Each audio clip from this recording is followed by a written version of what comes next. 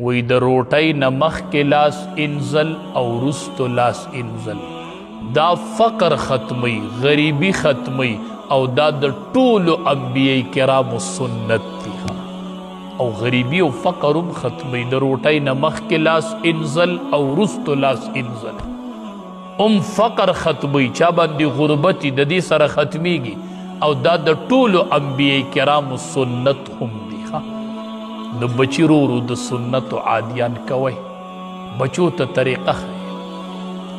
صحابی وی د نبی کریم صلی الله علیه وسلم سره ناسم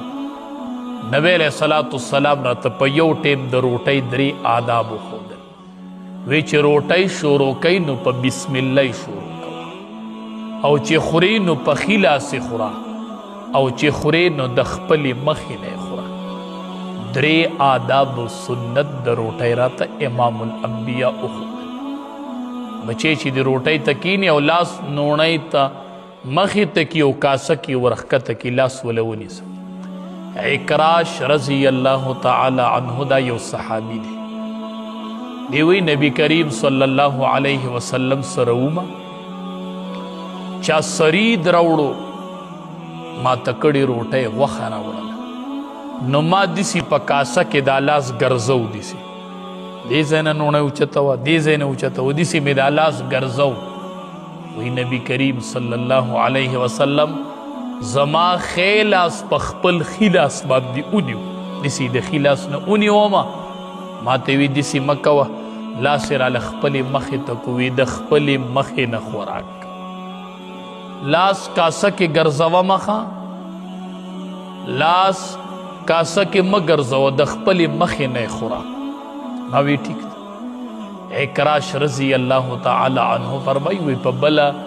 موقع چا په یو لوښي کې کجوري راوړلې نبی علیه السلام پکې لاس ګرځو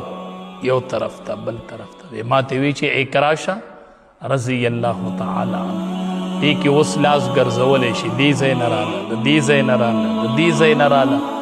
مطلب دا چې کله څیزونه مختلف وي نو بیا لاس ګرځولی شي په درستخان سالنونه ډېري که یو نوڼۍ یو نه علي بل نه علي بل نه علي نو بیا ټیک ده یا کجوري او سسیز څوک راوړي چې هغه مختلفي بعضې پخې بعضې کچۍ نو یې ما ته یې وی چې اوس لاس ګرځولی شي ګرځوه پکې څومره ښکلې ښوونه یې ورته وکړه سنت عمل یې ورته وښود او نبی کریم صلی الله علیه وسلم وفرمایل